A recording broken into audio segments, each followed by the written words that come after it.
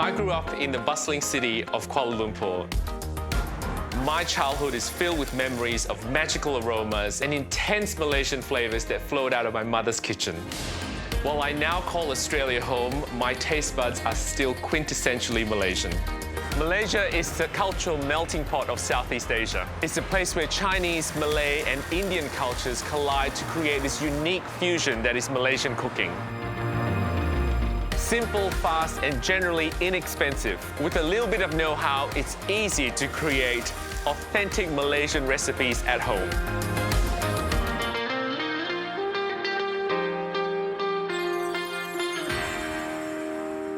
Now, I remember when I was a kid, my dad would take me to this, street food sort of stall, and they would sell everything using clay pots. So clay pot rice, clay pot vegetables, clay pot tofu.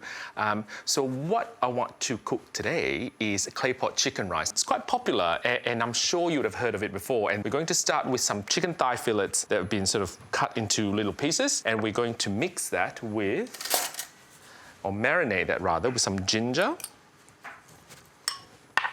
bit of flour, a little bit of soy. Just get that to mix a little bit. This is to flavor the chicken.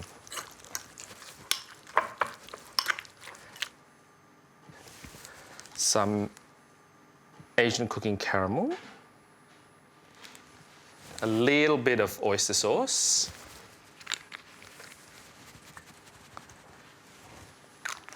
And some palm sugar. Now have a look at this. So this is fantastic. This palm sugar is really convenient. So they come in little cubes. So each cube is about 3 teaspoons. So we'll just pop one out.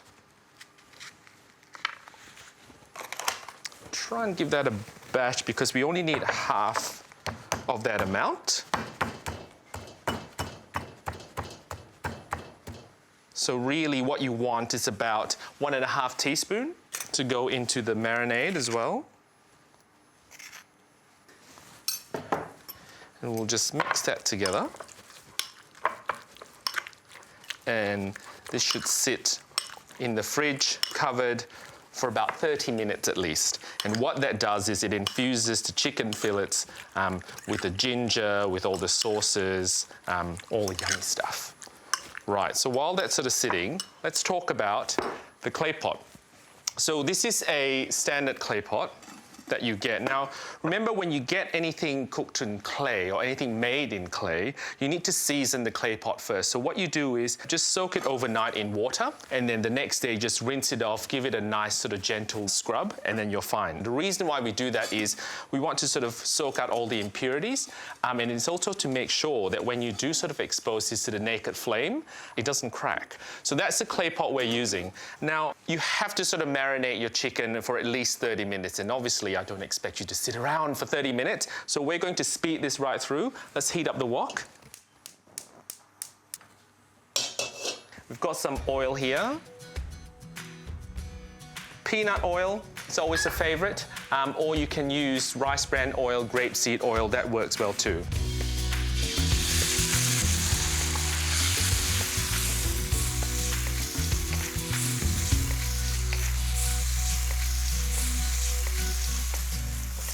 Now we're going to add the Chinese sausage. That to cook. Now, I think Chinese sausage is just essential in a lot of Chinese cooking in Malaysia. We use that a lot to sweeten the dish, really, and it gives a lovely sort of texture. When I was a kid, I would fry up some Chinese sausage in an omelette and have that on toast. Amazing stuff. We're adding the shiitake mushrooms that have been softened.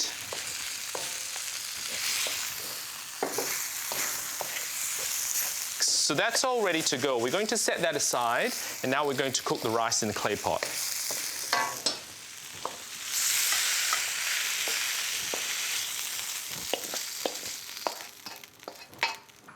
Got about a cup of rice. Now, I don't mind what rice you use. My favorite is long grain rice or basmati rice. Jasmine rice I find a little bit unpredictable, just in terms of how much liquid they absorb, and sometimes it gets quite gluggy. And what we're going to add is about 1.5 cups of chicken stock.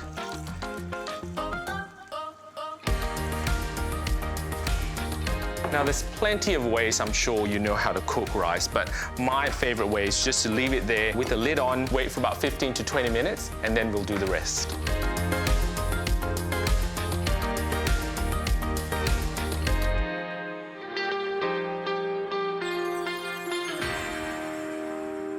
Brilliant. That's steaming well. Now we're going to add the mix we cooked before. So that sits on top. All the juices as well. Oh, starting to smell like a Malaysian food store. Beautiful. So we'll let that steam for another 5 minutes. And while that's steaming, let's make some egg ribbons. So this is a little bit of an Alvin touch. We've got egg yolks. We're just going to beat that just gently.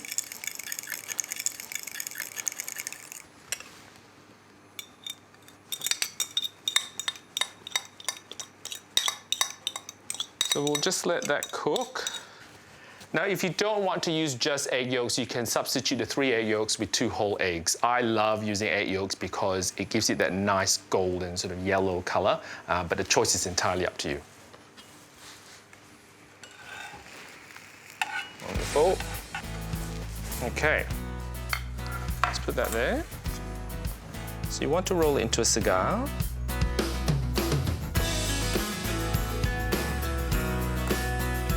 Just finely shred so you have little egg ribbons.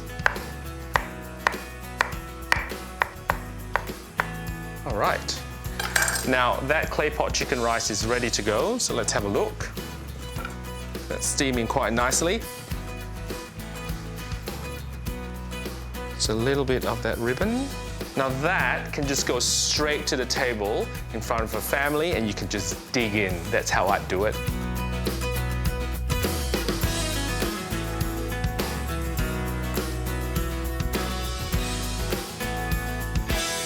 Now, Malaysian food is best served by the streets, I think. I agree. We've got Jackie M today showing us how to make mee hai lam. Mee hai lam, while I get you to mince the garlic, actually means Hainanese noodles. That's interesting because we know Hainanese best with their Hainanese chicken rice. This is a great education, really. It's another type of meals that Hainanese people make, which is the noodles, and I love it. Yeah, that's right. And you actually usually find out the Hainanese in Malaysia are known for running these kopitiams, or essentially what are like these old-style Chinese coffee houses. Kopitiam literally translates to coffee shop, and I love it. There's something so romantic about. Don't you reckon?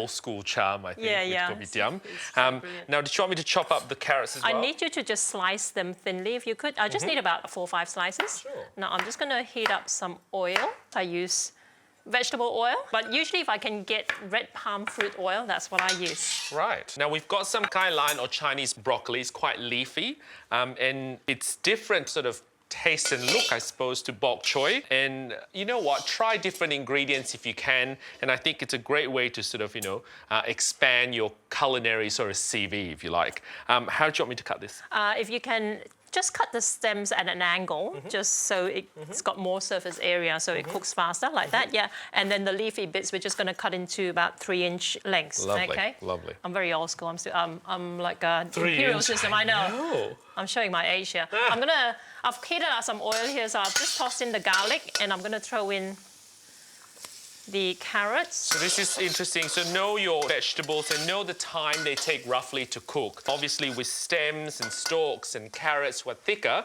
will take a longer time to cook. So you'd want to sort of put that in first. Yep.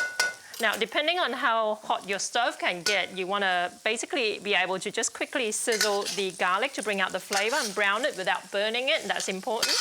It's a good time to talk about woks, actually. And I think wok's quite essential in a lot of Asian cooking, just because it traps the heat a lot better. It retains the heat a lot better. But when you do get woks, just make sure you season them first. So just burn them off all the impurities of a hot, high heat.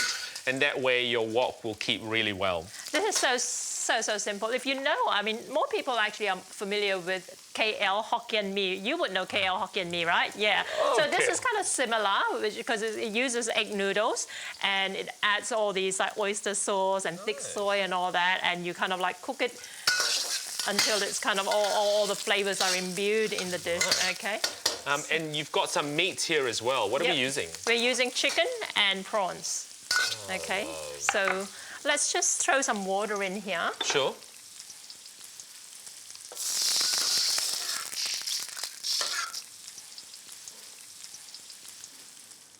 So this is some oyster sauce. Oyster sauce is so versatile and so easily available everywhere nowadays. It's quite an essential ingredient in my pantry. And this is Asian cooking caramel. So again, you can find this in a lot of Asian stores. Go and be bold, step into an Asian store, take your time, and you'll find there's a lot of lovely stuff there, exotic stuff. But maybe try one ingredient a week, you know, and then you can try different sort of flavors. And I think That's right. as Try long as you different try it brands, and don't like it, then we forgive you, I think. And it's a great way to educate yourself as well. Now you want to simmer this, bring it to a boil. I'm just going to toss in the greens now, and we'll toss in the noodles as well. We're using Hokkien noodles. Usually in Malaysia, you'd be able to find a thinner egg noodle, but it doesn't matter. It pretty much does the same thing. A lot of people think Malaysian food is complex, and just because they can't pronounce half of this ingredient, they think it's really difficult to make. And just watching what you do now, it's really easy. And so far, dare I say, quite healthy. You've got your protein there, and you've got vegetables, and something I think the family can enjoy. Yeah, very much so. And this is something that, you know, like I said, you know, the ingredients are very, very easy to find. Carrots, you know, any kind of leafy greens will do as well. And you can see Jackie sort of adding, you know, some salt, some pepper, and sometimes we use a lot of sugar, just a little bit, really, to balance it out. And it's all about flavor balance when it comes to Malaysian cooking. And again, you know, the whole idea of agak, which is guesstimate, it really applies in Malaysian cooking. I think Malaysian cooking, you know, contrary to popular belief, is quite forgiving. You know, there's a lot of things you can sort of play around with, and you know, like every successful dish that I make, there's always 9 failures. You have to keep trying. There's a wonderful thing about cooking. Totally. You just, you know, it's an experimentation, and you know, you get to taste it along the way as well. Nothing wrong with that.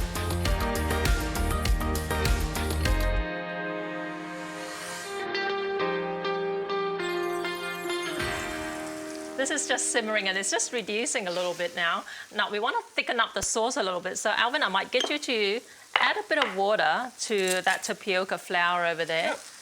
And if you can't get tapioca flour, just corn flour will work just as well, because all you want to do is just to thicken up this mixture a little bit.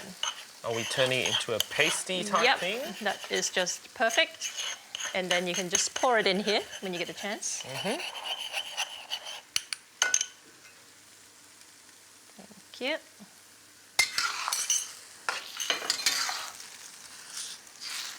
And just see it thickening up a little bit. We're going to cut up some lime to serve this with. And beyond that, it is good to go. There you go. I'm going to put this on this plate. Oh, magic, Jackie, magic. How easy was that? We're just going to garnish it. Some chili? Some chili would be perfect. And some coriander. There you go. Oh, this is fantastic. This is really good. And how easy was that? Perfect for the family, I think. And how long did it take? Less than 10 minutes? I think so, yeah. It's really good. So give it a try. Very easy, simple ingredients, easy to find, you know, Malaysian in 5 minutes.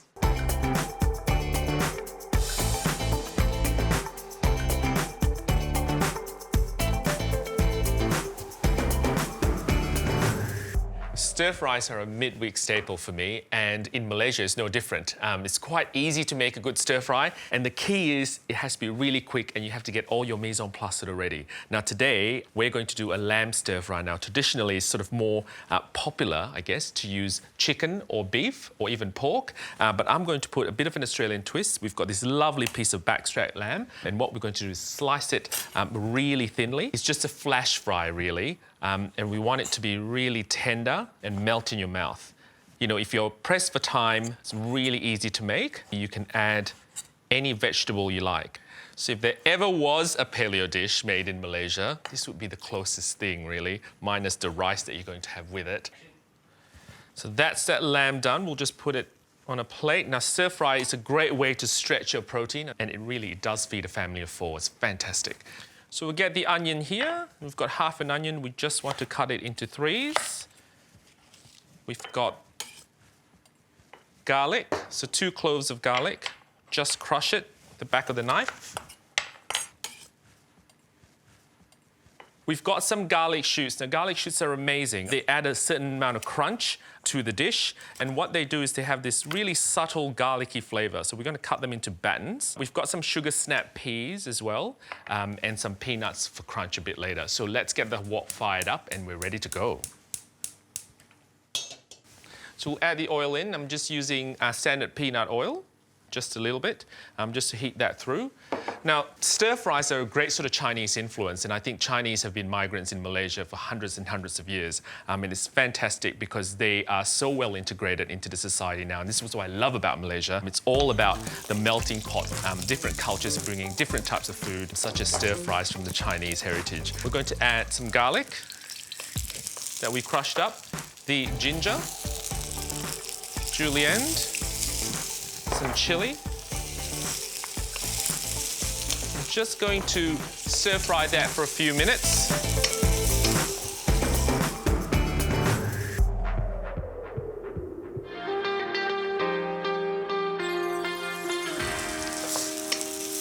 You can already smell it. If only there was smell-o-vision. This is fantastic. Now we're going to throw in the lamb slices in a second. Now, you've got to make sure your wok is really hot because what you want is just to flash fry the lamb because you want it to be nice and tender. And as you stir, break up the onions. In goes the lamb. And again, if you don't like to use lamb, you can use other sort of protein, but I love lamb. I think it's very Australian, and it's amazing when you can sort of integrate 2 different cultures, Malaysian and Australia, together. And the wonderful thing about lamb is I like it a little bit pink. If you want your lamb cooked a bit more, obviously leave it there longer. We're going to add the vegetables now, so we're going to put in the garlic shoots.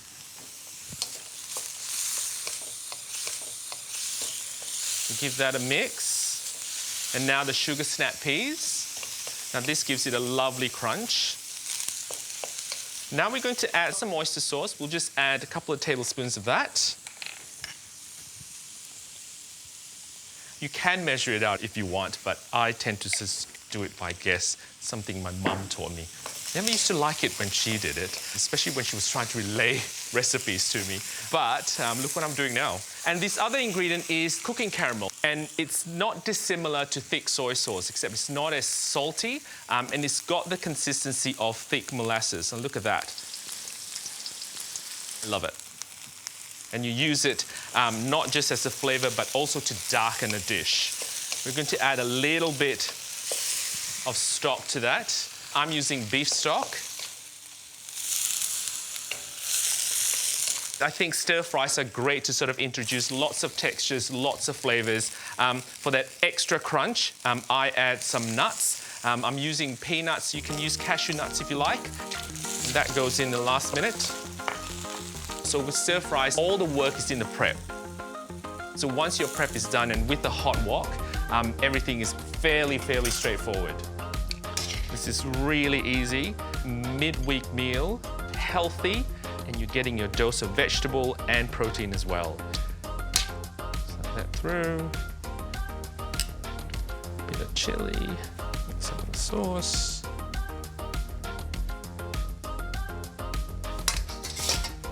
Now, how easy is that? Lamb stir fry, perfect for the family, perfect if you're dining alone, just simply perfect.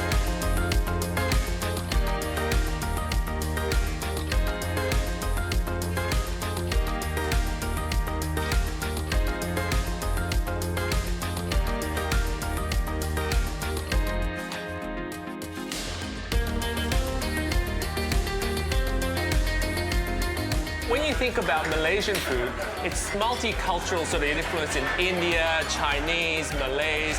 This particular restaurant is Mama, which is the influence from the Muslim Indians. And they have stores in Sydney and Melbourne. And as you can tell, their specialties are rotis. Now, another Malaysian vegetable that we use fairly commonly in Malaysia is the water convolvulus. Doesn't sound like a very attractive name, but trust me, it's divine.